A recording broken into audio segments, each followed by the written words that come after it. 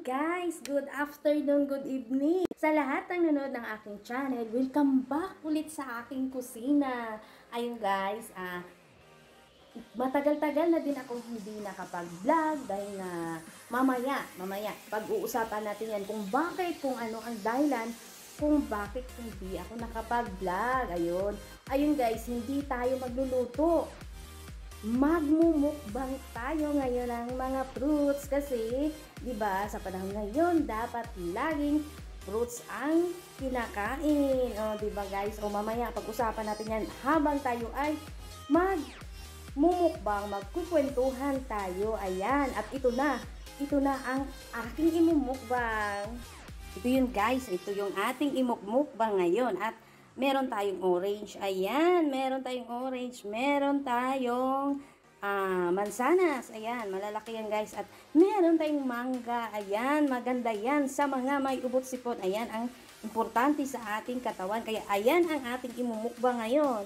At meron akong ubas. Ayan guys. At babalatan na natin yung ating prutas. Ayan. Una sa lahat, bago tayo magbabalat sa ating imumukbang ngayon. Ito pala, magpapasalamat. Ngayon ko matagal na to, siguro mga 3 weeks na ang nakalipas. Binigyan na naman ako ng aking kumare nito.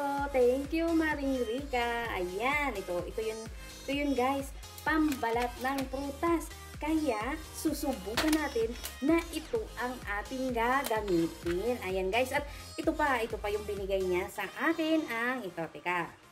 At ito pa guys, ang kanyang binigay sa akin. Ayan, soup pump. Ayan, ganyan siya. At ngayon ko lang din yan na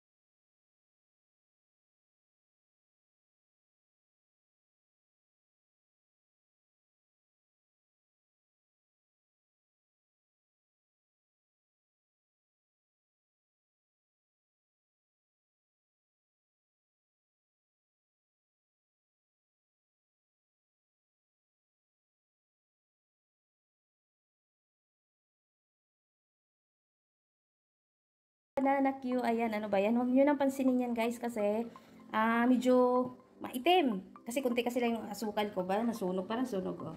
Pero hindi siya sunog, asukal lang yan. Ayan. At meron akong nabiling fruits pa din yan. Ang laman yan, halo-halong prutas. Ayan guys. Ayan. At yan ang ating imumukbang. Let's go! Ito na guys. Ayan na ang ating fruits. Prutas na mukbang. Ayan. At ito na. Kasi, dapat sa ngayon, sa panahon ngayon, kailangan ang imumukbang natin ay yung maganda sa katawan. Kasi, 3 weeks ago, magpo 4 weeks na, nagkakasakit kami. No? Kaming mag-anak. nagkakaubo sipon. Kasi ngayon kasi iba na yung ubo natin sipon kapag tinamaan ka ng ganun sakit, sasabihin magkakaroon ka ng tubig. Pero hindi naman inalis yun kasi ganun talaga, ganun ang ng sign ng ganun tubig. Pero kami ay siyempre iwas muna sa tao, nag-iingat din para kung sakaling hindi na maghawa-hawa, o diba? Dapat ganun tayo, ganun ang magiging mindset natin. Iwas muna sa mga tao, kaya dapat laging healthy ang kinakain. Hindi lang yung mukbang na anong mukbang dyan, mas maganda healthy. Kaya kakain na tayo ng ating fruits mukbang.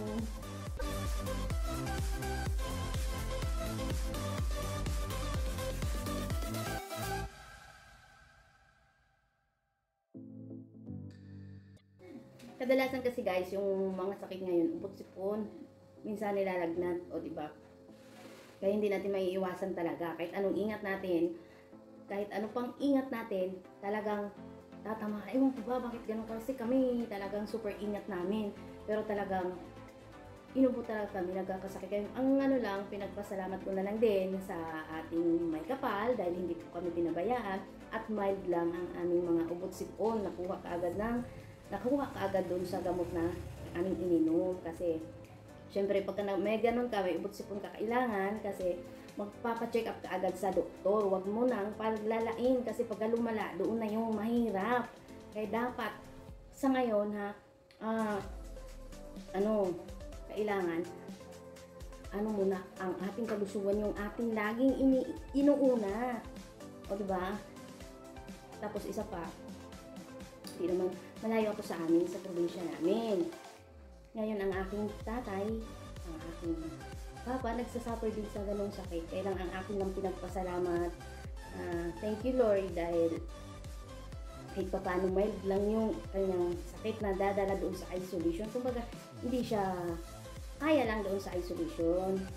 Ganoon naman yun. Kaya nandoon siya ngayon within 14 days. Naka-quarantine siya. Kaya tayo, ingat lang. Ingat sa lahat. Dapat laging mag-ingat sa panahon ngayon. Naku, Diyos ko, mahirap na. Kaya kakain tayo ng fruits.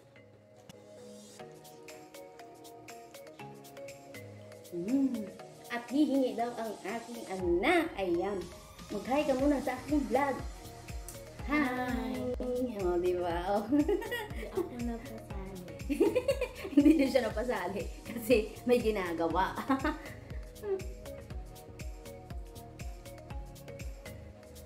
Shout out dyan sa aking tatay. Magpagaling ka na. Kaya natin yan. Pray lang. Alam natin, si God lang yung nakakaalam. At si God lang din yung may kapangyarihan magpapagaling. Kaya dapat huwag kalimutang magdasal lagi-lagi.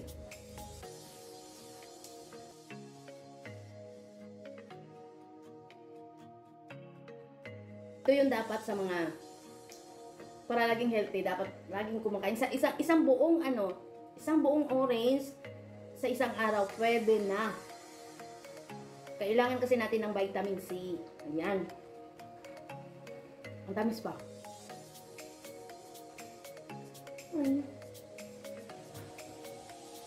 Sarap. Tamis. Kailangan rin ng vitamin C.